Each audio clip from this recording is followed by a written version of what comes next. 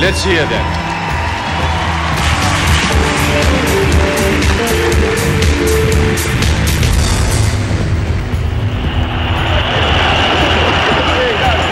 For the first time ever, young people have acted as a catalyst in changing the destiny of their own country. The student organisation Otpor were instrumental in the downfall of arguably the greatest tyrant Europe has seen since Stalin.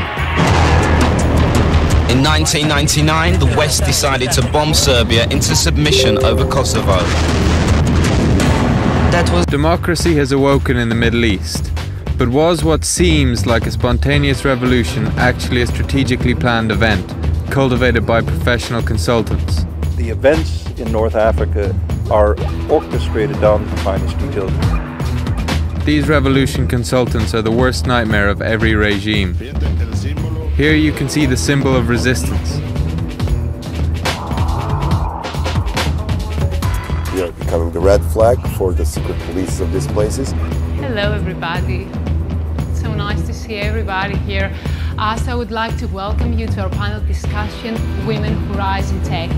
It's an event organized by Public Diplomacy State Department and powered by Social Innovation Foundation and US Mission, and thank you very much everybody.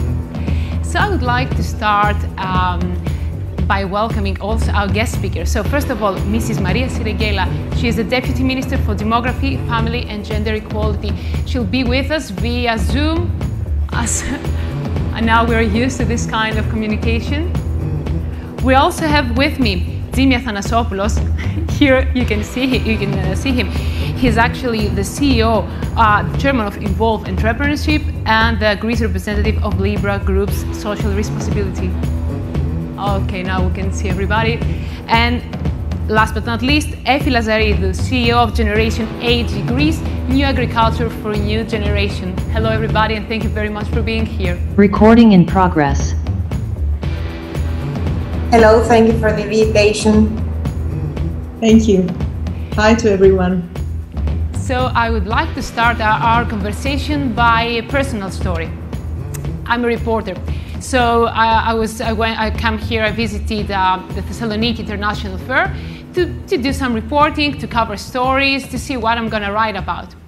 So at one point, I saw a very interesting youth-led business. It was about geolocation. It was about geolocation.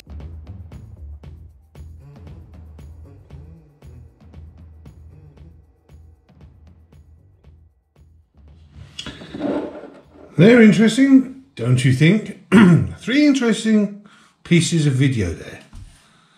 The first one, Serbia. The second one, the Arab Spring. And the third one, to show that tech camps are now back under the control of the US State Department. I'll get into all parts of this now. So let's talk about colour revolutions. Because this is what this is all about, is it not? Well, have you ever heard of a man called Robert Miles? No? Well, here he is.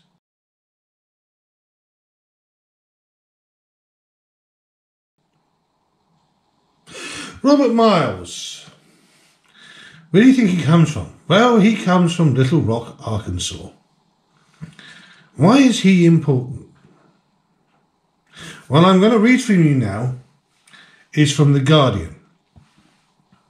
So bear with me. I'm going to read to you the part I wanted to read to you. Ukraine, traditionally passive in its politics, has been mobilised by the young democracy activists. Take notice of that. Young democracy activists. And never will be the same again. But while the gains of the orange-bedecked chestnut revolution are Ukraine's, the campaign is an American creation. A sophisticated, brilliantly conceived exercise in Western branding and mass marketing that in 4 countries in 4 years has been used to try salvage rigged elections and topple unsavoury regimes. Why are they unsavoury regimes, one might ask, or are they unsavoury to the Americans? Funded and organised by US governments deploying US consultancies, pollsters, diplomats, the 2 big American parties and US non-government organisations, The campaign was first used in Europe in Belgrade in 2000 to beat Slobodan Milosevic at the ballot box. Richard Miles, the US ambassador in Belgrade. Now do you know who Richard Miles is? He was the ambassador in Belgrade. Now it gets more interesting. I'll go back to that and I'll say it again. Richard Miles, the US ambassador in Belgrade, played a key role. And by last year, as in US ambassador in Tbilisi, he repeated the trick in Georgia, coaching Mikhail Saakashvili in how to bring Edvard Shevardnadze. Saakashvili, sorry. 10 months after the success in Belgrade, the US ambassador in Minsk, Mikhail Kozak, a veteran of similar operations in Central America, notably in Nicaragua, organised a near-identical campaign to try and defeat the Belarus hardman Alexander Lukashenko. So do you see now why I keep going on about what's been going on? In Eastern Europe, they have been trying to take down governments that America doesn't agree with. Not because what people have voted in or whatever. What people don't agree with. America mainly. And we have another group called SIPA that's now on the scene that's talking about doing a regime here in Poland and in Hungary. SIPA, this group. And who are they connected to? Well, they're connected to people like, the Atlantic Council, the Brookings Institute, and all those nice think tanks that are all aligned with the same people. You see, colour revolutions are key factors. And now how they do the colour revolutions? Well, let's go back to Belgrade, like I said, to Otpor. How Otpor worked at the beginning was they communicated with the new technology, with computers at that time. That's how they organised mass events, through the computers, through, I think it was MySpace and things like that. Then it evolved. They were then utilised again in Otpor. In the second video I showed you how they did it in the Arab Spring, how they're brought in there. They try to do it in Venezuela. They showed you that as well. Always by the symbol of the fist. What's more important about Otpor is they're not called Otpor anymore. No, they're called Canvas now. And they're in every one of your schools. They're everywhere. And they're linked also to an organisation called Stratfor. These people. And Stratfor is connected to who? Oh, yes, that nice three-letter agency, the CIA. You see, the CIA, working with Otpor, have been creating regime colour revolution changes throughout Europe, destabilising countries since basically 2000. Now, there was a couple of colour revolutions before, but these ones were taken on board. But what's more important is go back to Serbia again. It was the Balkans War that introduced two characters together. William Jefferson Clinton and George Soros. It's where they first got together, is in the Balkans War. And Billy Boy utilised NATO to illegally bomb Serbia. They made a story up, a false flag called RACK, R-A-C-A-K. I've talked about this before. They tried to make out that there was a genocide, mass murder there, there was a mass grave there, when in fact it was staged. A lot of it was staged. Now this is the most important about it. From the 24th of March, they bombed for 78 days Serbia with depleted uranium bombs. So not only did they kill civilians and civilian buildings and destroy civilian buildings, it wasn't military installations. They also poisoned the local population with radiation poisoning. That's what America did. But they still have control of the situation. Why? Because they forced Slobodan Milosevic out, who, by the way, if you notice on that MTV thing, they said, oh, he's another tyrant just like Stalin. Notice how they automatically brand and market the person as being either Hitler or Stalin. Now roll on to the situation we're in now in Ukraine. This was started in 2012 by a tech camp. I've shown you this. I've proven you this in Kiev, 2012. And then in 2013, it was the Ukrainian government that saying, oh, you know, the Americans are trying to create a revolution here, a violent one. And it did turn violent because just in the same model as they did in the Arab Spring, they brought in people to do the antagonizing, except in Ukraine what they did was about the Hoynik. The Hoynik is a Christmas tree. So they were getting the peaceful protesters that had been arranged there through Civil Society 2.0, and all the journalists are there. So what is Civil Society 2.0, you might ask? Well, Civil Society 2.0, ladies and gentlemen, is to create your activist journalist. And if you don't believe me, remember that journalist they hoiled off the plane in Belarus? He was an activist journalist. He also had attended the so-called tech camps. This is terrorism in another form, and it is being funded and done through the American US Department of State. And it was fully weaponized properly by Hillary Clinton. Hillary Clinton and Bill Clinton have weaponized the American government. Bill Clinton, when he was president, and I'll get into that soon on the next video when I do it. And I'll explain why, because it goes back to something I was doing a long time ago to do with civil servants. But Hillary Clinton, when she took over the State Department as a consolation prize for stepping down as for running for president against one Barack Obama, Hillary Clinton then decided, you know what, I'm going to use my full capability here. And that's what they did. Because Civil Society 2.0 was 2009.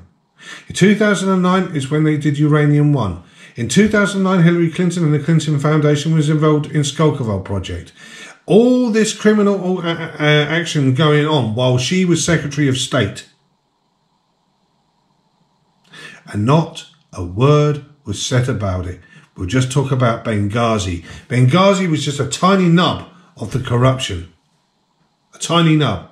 And yet this woman has cost America $40 million in the so-called Russia hoax, yeah, using our good friend, Mr. what's his name, Mueller, yeah, Mueller the Mule. And like I said, they knew about it. See, this is the beauty with the press. Every now and then, they'll tell you the truth. I know it's a bit of a long one, but it's Sunday. So toodle pips, and remember tomorrow is Victory Day. But what I am also going to do is I'm going to put Scott Ritter's piece at the end of this. So Scott Ritter did something very important, and I want you to listen. And at the end of it, I want to ask you a question. Who really won World War II? I want you to ask that question of yourself. Toodle pips.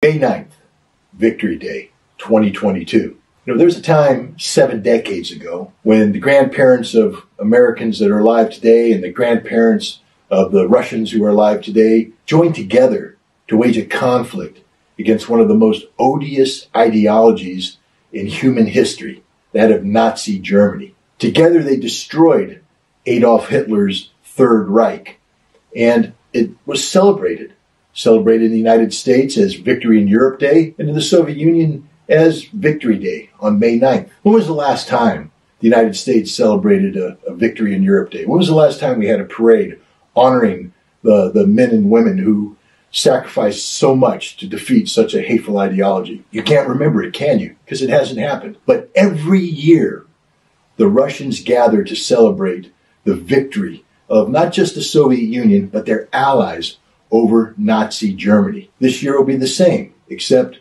the international community won't be invited. Instead, the international community is denigrating May 9th as little more than a propaganda exercise by the Russians to celebrate their ongoing special military operation in Ukraine. Nothing could be further from the truth. The fact of the matter is, the same ideology that our grandparents and their grandparents sought to defeat 7 decades ago is alive and well and living in Ukraine. This May 9th celebration isn't just about the defeat of Nazi Germany 7 decades ago, but the continuing struggle against Nazi ideology that exists in Ukraine today. That's something that maybe Americans reflect on the next time we talk about supporting Ukraine in its struggle against Russia. What we're really saying is we're supporting the Nazis, again, their struggle against those who defeated Nazi ideology 7 decades ago. This is Scott Ritter, and that's my 2-minute topic. Remember, knowledge is power.